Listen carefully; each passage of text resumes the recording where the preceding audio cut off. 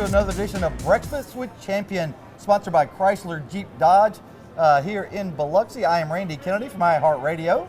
I am Russell Shank from the Hard Rock Casino, Biloxi. We got a lot to get to, Russell, today, including the National Championship game coming up in New Orleans. We've also got the NFL playoffs. But first, just let's talk a little bowl games. The SEC completely dominant this year, 7-2 among the 9 teams in bowl games for the SEC.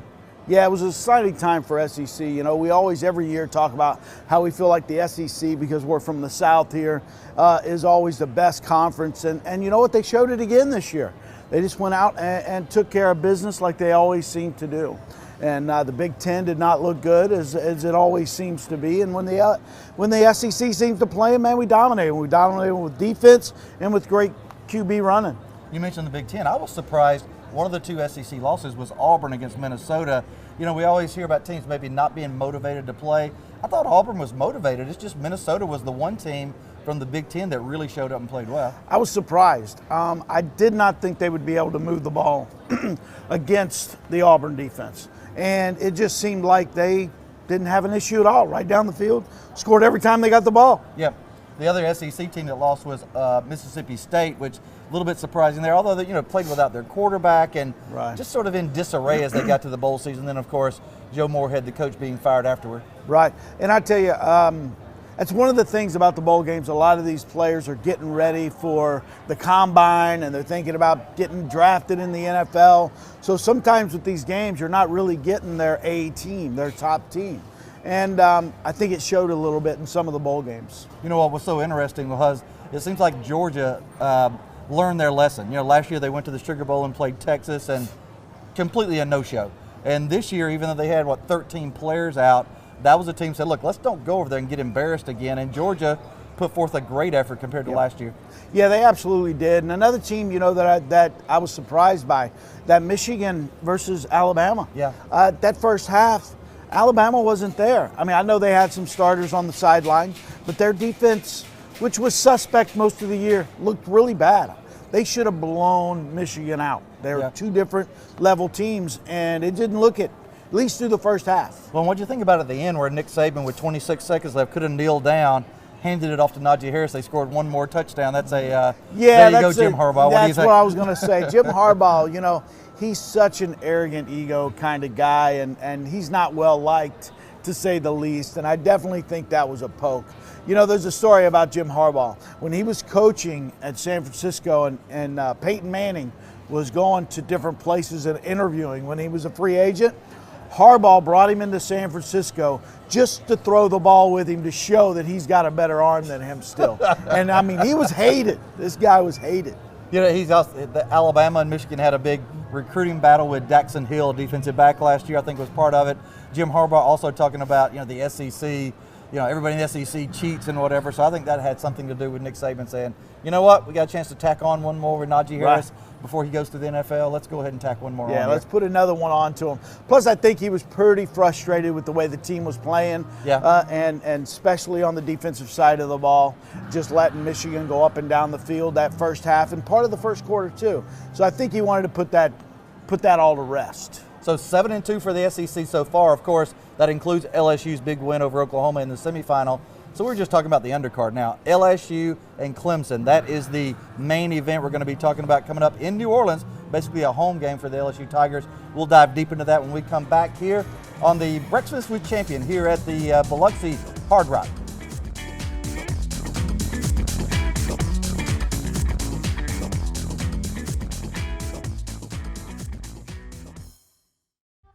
It's the Start Something New sales event here at Champion. Hey folks, Vic Dehan here at Champion, and we're going to start off the year with great New Year prices on Cherokees, Grand Cherokees, Wranglers, Rams, and more. Check out our Facebook page, see our pre-owned inventory flying off the lot. Folks, it's the new year, and you'll find it here with the great deals here at Champion on Pass Road. Start Something New sales event, championvalue.com. Champion!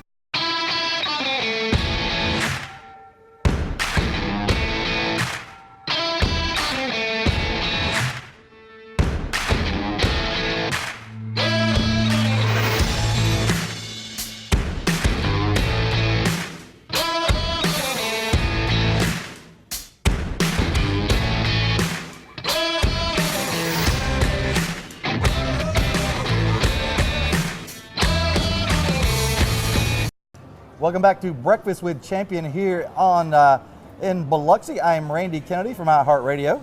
And I am Russell Shank from the Hard Rock Casino Biloxi, where we are shooting the show right now. We're here at the sports book at the Hard Rock, having a good time, ready to talk some championship football. Well, let's do it. That's the main event. LSU coming up against Clemson. Clemson with a 29-game winning streak, but LSU seems like forever since they lost a game. Let's get into that, but let's talk about how these two teams got here.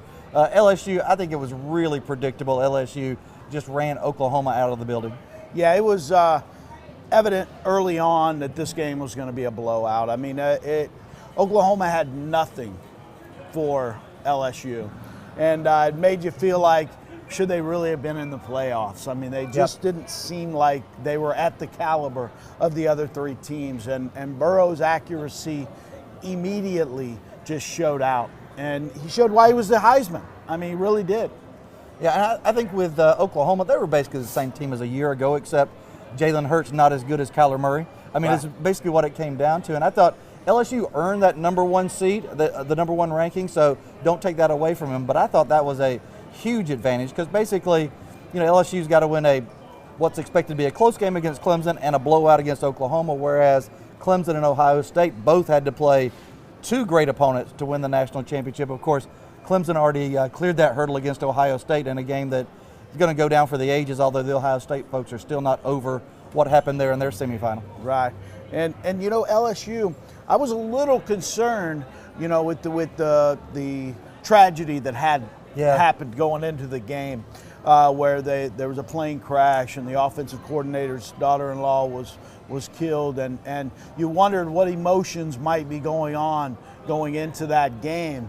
And it just seemed like they came out and just took care of business, and it was a great win.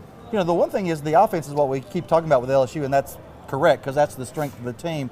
Defensively, it seems like ever since the Ole Miss game, where the game wasn't really in doubt, but let's face it, the LSU defense was kind of embarrassed against Ole Miss with John Rice Plumlee. Since that game, it just seems like the switch has gone on for the LSU defense, and while they're not great, they're at least playing solid football complementary to that offense, which is an all-time great offense. Right, and I don't think anybody could have predicted Ole Miss to have 200 and something yards and rushing and that. Now, Jalen Hurts did get 2 touchdowns, but it was kind of late game. It wasn't really anything significant against the defense, but that is an area of concern going into the game. And didn't you feel like if Oklahoma scored 70, LSU would be able to score 71?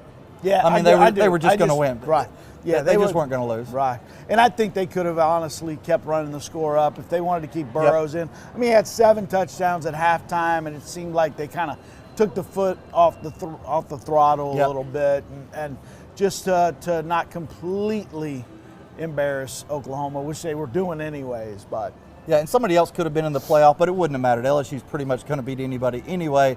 But on the other side, Ohio State and Clemson, that lived up to all the billing. If they played 100 times, it would probably be 50-50, you think? Right, absolutely. And really the way Ohio State was kind of controlling the game in the first half, I was very surprised at the way that game ended. Yeah, it was really disappointing for Ohio State. They will not be getting over that anytime soon. No. Let's talk about what's going to happen down the road here in New Orleans coming up in the national championship game. So what's the spread on that game? What are you thinking about what's going to happen? It came out at 5. It's around 5.5 right now. So the money has been on LSU. So the line is going in that direction to where you're going to have to give up more points.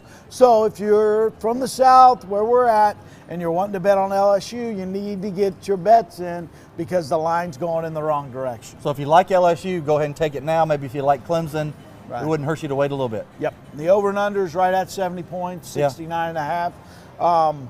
It's so crazy saying those kind of numbers, for an over and under. And it's just like the last LSU game. The over and under was 76 points. And they almost had that at halftime. I think it's going to be a big scoring game.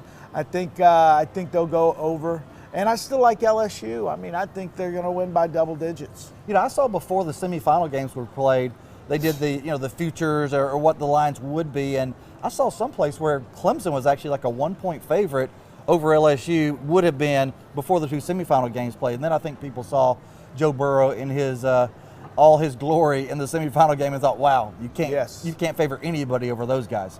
I tell you what, I was so impressed with LSU and really the second half of the season is just the accuracy of Burrows and his playmaking ability. You know, he always gets compared to Tom Brady, and I agree in one hand. His fundamentals, that's what Tom Brady's good at. Yeah. You know, his fundamentals of throwing the ball, having his feet set, always in the right place. But Burrows has that ability to make plays happen, make people miss, extend the play, and then have a window in between the safety and the corner, and he fits it right into that spot. And it really showcased in that game. Yeah. Because there were a bunch of times they had him for a sack, and he's ducked under and slipped out and then fitted in a small window. And you know, I said, this guy's going to be a great NFL quarterback. I like LSU in the game. I can't imagine myself not picking LSU, but then I stop myself and think, wait, Trevor Lawrence is on the other side. He's never lost. We've never seen him lose a game, including against Ohio State, where that was great competition. It was great adversity. You know, they were behind in the game, and that kid figures out a way to win. So, you know, on the other hand, I kind of stop myself and say, wait a minute, until you beat the champ, you know, it's a Ric Flair thing. Sure, you know, to be the man, you got to beat the man, and nobody's beaten the man yet. That's true, and some people just find a way to win. Yeah. They find a way to win. But when I look at these two teams, I say, golly, LSU's just the superior team. They just have more weapons, and Burrows right now is playing on a totally different level than everybody else in college. But that's why they play the game. Yep. That's why they play the game. And, you know, as good as Joe Burrow is, and I think he's clearly, obviously, the runaway Heisman Trophy winner, one of the great college quarterbacks we've ever seen, one of the great seasons we have ever seen. Brent Venerables, the defense coordinator at Clemson, has something. You know, we were saying the same thing about Tua Tagovailoa this time last year, and he went out and confused him, made him look bad. I never would have guessed that could have happened, and yet it did. I don't think it's going to happen here, but again, you know, Clemson gets it done every time they take the field. Right. So. That's one of the things. Is what are they going to throw at him? How can they confuse him?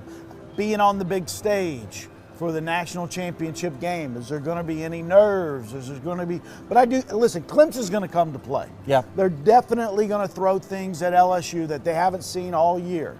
But I just think Burrows is playing on a different level right now. Place to be to watch is going to be right here at the Hard Rock, right? That's right. Listen, we've got a watch party. You can watch it here at the Sportsbook or at I Love 305. We're going to have drink specials, food specials. You got to come down and watch the game. It's going to be a big party, which it always is right here at the Hard Rock. All right, Champion Chrysler Jeep Dodge is our sponsor here on Breakfast with Champion. We're in Biloxi at the Hard Rock. We'll be back right after this.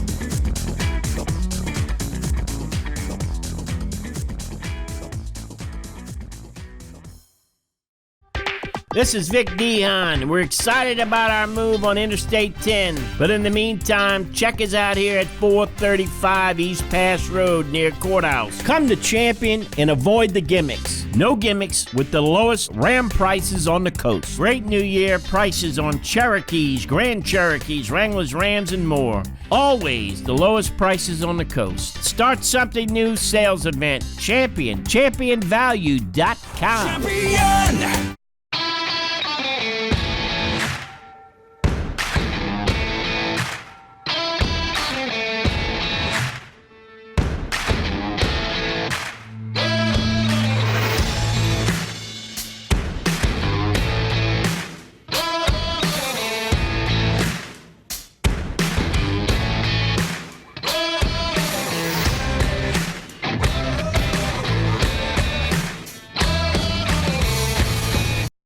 Welcome back to Breakfast with Champion. I am Randy Kennedy from iHeartRadio. And I am Russell Shank from right here at the Hard Rock Casino, Biloxi. You know, we talked about LSU playing for the national championship in LSU. We thought we were going to get the big weekend, you know, with the Saints as part of the doubleheader. Yeah. Not going to happen. Boy, what a disappointment that game was against Minnesota, losing in overtime. Yeah, it was a heartbreaker. I mean, a lot of key mistakes, some coaching mistakes there at the end, and it was a heartbreaker for them, you know, and I think everybody was predicting the Saints to go to the Super Bowl and even win the Super Bowl. And I think they were looking past Minnesota. I really do. I was, before the game, all week, I said, you know, everybody's talking about the Saints and having to play in Green Bay. And I'm thinking, hey, they've got a really good Minnesota team coming in. Yeah. I mean, Minnesota has everybody back healthy. Thielen is back. Their running back is back. Cook. I'm like, when Green Bay played them to see who's going to win the North, Dalvin Cook was out of the game. Thielen wasn't 100%. That wasn't the case coming into this game. Yeah. And I really feel like the Saints were looking past them. They were flat. They were getting beat off the ball. I mean, it's almost like they didn't really wake up and start playing or getting a rhythm until about the fourth quarter. And if it wasn't for Hill, all the things he was doing, I don't even know if they'd have been in the game. It's amazing that I don't know that I would have called pass interference on the game-winning touchdown with Kyle Rudolph, but it's amazing that the season ends by not implementing the playoff, the replay rule that obviously got put in because of the bad call the Saints lost the previous playoff game on. Well, I will say this. They should have at least said the play is under review for the PI, and then just say there wasn't enough there, and at least do the due diligence. Yeah. But to say they're not even going to review it when, honestly, it was pass interference. He pushed off. It was. He pushed off. I mean, if you look at the rule, he pushed off. Yeah. Now, in accordance to the new rule of review, did he blatantly keep the defender from being able to defend? I don't know, because he didn't push him down. Right. But he did get separation. I mean, I don't think he makes the play if he doesn't extend his arm. I don't think he makes the play. Who knows? But I mean, there's that's so much. not what lost the game. No, exactly. That's what I was going to say. There's so much the Saints can point to that they could have done not to get to that point. But it was a heartbreaker, no question about it. When you look at the fact that on consecutive days, we lost Tom Brady, we lost Drew Brees from the playoffs, and then, of course, Carson Wentz is out. But the weekend, we lost some star power in the NFL, although it's going to be another good weekend for this is probably even better than the Super Bowl weekend this coming weekend. Yeah, this weekend's going to be great. We got some really, really good matchups. Again, when it comes, going back a little bit to the Saints, it seemed like at halftime when they missed the field goal, there was just an eerie feeling that this was not going to be their day. Yeah. But I will say this, the matchups with Seattle coming into Green Bay, and I think that's going to be a great game. Aaron Rodgers versus Russell Wilson, I think it's going to be good. And again, San Francisco, they cannot sleep on Minnesota. Minnesota's a great team. The only reason I feel like they didn't win the North, and I'm a Green Bay fan, was because of the injuries. And they're healthy now. Believe me, I'm glad they're not coming to Green Bay right now. I'd rather see San Francisco. Have you had to adjust your Super Bowl picks? No, I had Green Bay going to the Super Bowl. I'm a Packer fan. Right. I had Green Bay going to the Super Bowl. I did. What about on the AFC side? Baltimore. I just think they're lights out. I think they're a cut above everybody right now. No defense has really been able to figure out what to do with Lamar, and their defense is playing just great football. Yeah. And right now, the only team that I think could possibly could figure out the puzzle is Kansas City, and that's just because they did it earlier in the year. They were the team that was able to beat them. Hey, how about how impressive Tennessee was, though, going to New England, and the right team won that game. Yeah, no question absolutely. about it. No question. I feel like Tennessee all year long has, to me, been inconsistent. 1 week, Tannehill looks great. Henry is running hard. And then the next week, they're flat. Henry looks like he's lazy, just not hitting the hole. Tannehill's accuracy's off. And so you just wonder which Tennessee's going to show up. I saw somebody say with Henry, he looks like the kind of guy that has to bring his birth certificate to the game to prove everybody he's the right age to play, even at the NFL level. Yep. That guy is tough when he gets rolling. Yeah, and once he gets up to speed, the size, then to have the kind of speed he's got. But I feel like sometimes he's overly patient. You know what I mean? It's almost like Kimura. I thought he danced way too much yesterday instead of just hitting the hole. Didn't understand why they didn't keep Murray in more. He was hitting the hole in 7 yards, 9 yards, and suddenly he's going to the sideline. You're like, what are they doing? Keep feeding the guy the rock. He's the guy. All right, so you're sticking with Green Bay and Baltimore in the Super Bowl. Yes, absolutely. And that's going to be a big deal here at the Hard Rock. Yes, it's going to be a huge deal. We've got 3 places to see it. You can see it here at the Sportsbook, I Love 305, and then we're going to have a huge watch party in live where we're going to have boards and a spot and food and couches and you name it. We're the place to be, Hard Rock. Great stuff. Champion Chrysler Jeep Dodge is our sponsor here on Breakfast with Champion in Biloxi at the Hard Rock.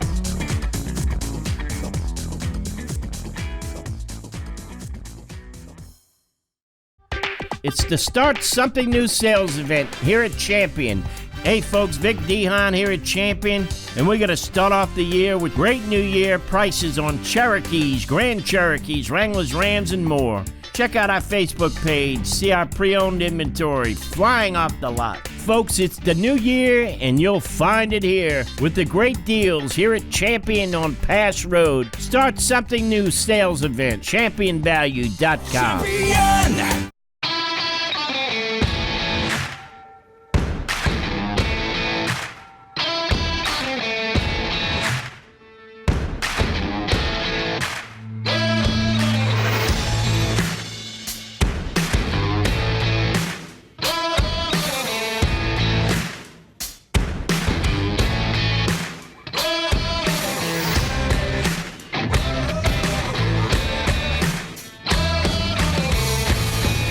Hey, welcome back, guys. We're still here at the Hard Rock. I'm Russell Shank. I got Jim and Heather joining me, and we're about to talk some sports book championship football. We got championship NCAA with Clemson and LSU, and then we got some great divisional games coming up next week in the NFL. Football, a lot of football. So let's talk sports book. LSU's -5.5. So if you're looking to bet that bet, you need to get it in early because the line is climbing. The money's on LSU right now, and the over and under 69. So what do you guys think about this coming weekend? Well, I'm thinking, do I put all my money into one game or should I spread it out? Should I spread it out on different games? Well, the philosophy goes like this. You can sometimes, if you don't feel super strong about one game, but you feel pretty confident about a few different things, then you can spread your money around. Me, I like a good parlay. If I'm feeling really strong about a couple of different things, I can put 3 different bets on one bet and put a little money to win a lot. So like me, I like LSU. -5.5, I think they're going to win by way over that. I think it's going to go over the 69.5. I mean, both teams, all they got to do is score 35 points. LSU's been scoring 50 and 60, and Clemson has got a great offense. So I like the over. So if I put my money on both of those on one ticket, I win good money. Okay, that's a great idea. So, I mean, should we do the over and under? You said you recommend the parlay. Yep. Did you do that with all the other games LSU, too? listen, I would start with the LSU game. I like the point line at -5.5, and I like the over. I think it's a great bet. And folks, if you're out there, get it in early because I think that line is gonna change. And you know, we're coming into pro football next weekend, so the home teams are all favored, but the Green Bay Packers, 4 points. They're only giving up 4 right now. Get your money in. Come down to the Hard Rock. The Saints, Seattle had a second-string 40-year-old quarterback moving the ball up and down. You don't think Aaron Rodgers is not going to kill this team? I'm a little biased, so I am a Green Bay fan. As I am too. If you couldn't tell. Exactly. So what else do you guys think? All right. With the other playoff games, again, historically, say all the home teams are favored. Yes, they're all favored right now. Historically, how have playoff games performed as far as betting concerned? You know, this past weekend, we had a lot of upsets, and the sportsbook did pretty well. You know, with New Orleans, a lot of money was on New Orleans. Yes, too. And a lot of people bet the futures. You know, you guys can bet before the season, during the season, who you think's going to win the Super Bowl. And a lot of money was on New Orleans. So when they got knocked out yesterday, sportsbook did good. We were all heartbroken, but hey, we made some money. Yeah. Of course, the Super Bowl is the game everybody's going to bet on. Yes. There's going to be 2 weeks before that the end of the championship game and before the Super Bowl. You say bet early, bet often. Should we get in early on that game? Should you start? I mean, you need to be looking at it right now and see how these games play out next week. But you can bet what's known as a future. Right now, we're down to 8 teams, and you can make a small bet on which team you think is going to go, not only be in there, but win the game. Gotcha. Right now, a team like Baltimore is probably the most favorite out of all of them. It's a plus 180. For every $100 you bet, if Baltimore wins the Super Bowl, you win $180. But a team like Minnesota is like 18 to 1. So I get $18 on $1 or 1,800 for every 100. And a team like the Titans, 35 to 1. Throw $10 on it. If the Titans go on a run, you're going to win 350 bucks. Come on down to the sports book, make a little bet. That sounds like my kind of bet. Yeah. Who's the dark horse? Who's the sleeper that you think could perform the best against the spread? Honestly, I think Minnesota is the team I would look out for. They're healthy. All year they've had somebody hurt. You know, Thielen really only played about 5 or 6 games where he was 100%. He's back 100%. Dalvin Cook was dealing with a shoulder injury and wasn't playing real well. He's 100%. Ask the New Orleans Saints if Minnesota can go on a run and possibly do something. Exactly. But we're excited. You know, we've got a lot of stuff going on down here at the sports book. It's the best time of year right now. You've got all kind of sports, from the NHL, NBA, college basketball, the pro Super Bowl tournaments going on right now. We've got the LSU versus Clemson. I mean, we've got everything going on right now. And it's time to come down and make a bet and just enjoy everything we've got right here at the Hard Rock. Sounds good. That does sound good. Yep. I'm gonna put one of those bets on the Vikings, I think. There you go. Listen, like I said, 35 to 1. You put $10 down, you can win $350. Now, tell me about that. If you see a lot of people betting on a certain team, that's going to affect the odds as well? Is it not? Absolutely. Yeah. It's what changes the odds is risk. Yeah. You know, we all look at the risk value of certain bets. So when money gets one-sided, they call it, everybody's betting here, the line changes so that people will bet on the other side. Oh, So okay. that's why that line changes like that. And, you know, when you talk about futures, you know, the New Orleans Saints, prior to the season, we had a lot of wagers on them to win. If New Orleans would have won the Super Bowl, the book would have lost about $60,000. Wow. Is what our risk was. Listen, we're finishing up right now. We want everybody to come down to the Hard Rock for not only the championship game with Clemson and LSU, but the Super Bowl on February 2nd. We're having a huge watch party. We got 3 places to see it here at our sports book. I Love 305, and then at Live. We're going to have a huge watch party there with food, couches where you can lay out. You're going to have a 52-foot screen watching the game, a place to bet. Come down to the Hard Rock. Thank you guys for watching right here. Can't wait. Jim, Heather, thank you guys. Thank you.